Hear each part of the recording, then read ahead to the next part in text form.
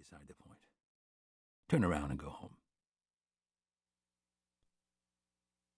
I'd been alone these past 11 years in a small house on a dirt road in the deep country, having decided to live apart like that some 2 years before the cancer was diagnosed. I see few people. Since the death a year earlier of my neighbor and friend Larry Hollis, 2-3 days can go by when I speak to no one but the housekeeper who comes to clean each week and her husband, who is my caretaker. I don't go to dinner parties. I don't go to movies. I don't watch television. I don't own a cell phone or a VCR or a DVD player or a computer. I continue to live in the age of the typewriter, and I have no idea what the World Wide Web is. I no longer bother to vote. I write for most of the day, and often into the night. I read, mainly the books that I first discovered as a student. The masterpieces of fiction whose power over me is no less, and in some cases greater, than it was in my initial exciting encounters with them. Lately, I've been rereading Joseph Conrad for the first time in 50 years. Most recently, The Shadow Line, which I'd brought with me to New York to look through yet again, having read it all in one go only the other night. I listen to music. I hike in the woods. When it's warm, I swim in my pond, whose temperature, even in summer, never gets much above 70 degrees. I swim there without a suit, out of sight of everyone, so that if in my wake I leave a thin, billowing cloud of urine that visibly discolors the surrounding pond waters, I'm largely unperturbed and feel nothing like the chagrin that would be sure to crush me should my bladder involuntarily begin emptying itself while I was swimming in a public pool. There are plastic underpants with strongly elasticized edges designed for incontinent swimmers that are advertised as watertight. But when, after much equivocation, I went ahead and ordered a pair from a pool supply catalog and tried them out in the pond, I found that, though wearing these biggish white bloomers beneath a bathing suit diminished the problem, it wasn't sufficiently eradicated to subdue my self-consciousness.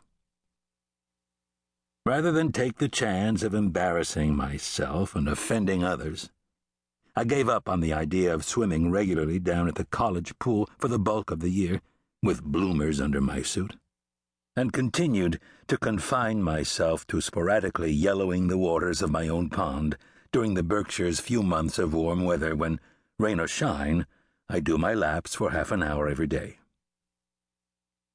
A couple of times a week I go down the mountain into Athena, 8 miles away, to shop for groceries, to get my clothes cleaned, occasionally to eat a meal or buy a pair of socks or pick up a bottle of wine or use the Athena College library. Tanglewood isn't far away, and I drive over to a concert there some 10 times during the summer. I don't give readings or lectures or teach at a college or appear on TV. When my books are published, I keep to myself. I write every day of the week. Otherwise, I'm silent.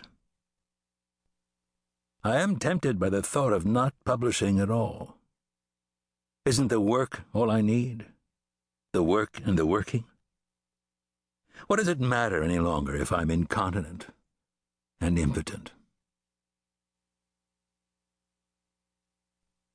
Larry and Mary Lynn Hollis had moved up from West Hartford to the Berkshires after he'd retired from a lifelong position as an attorney with a Hartford insurance company. Larry was 2 years my junior, a meticulous, finicky man who seemed to believe that life was safe only if everything in it was punctiliously planned, and whom, during the months when he first tried to draw me into his life, I did my best to avoid. I submitted eventually, not only because he was so dogged in his desire to alleviate my solitude, but because I had never known anyone like him.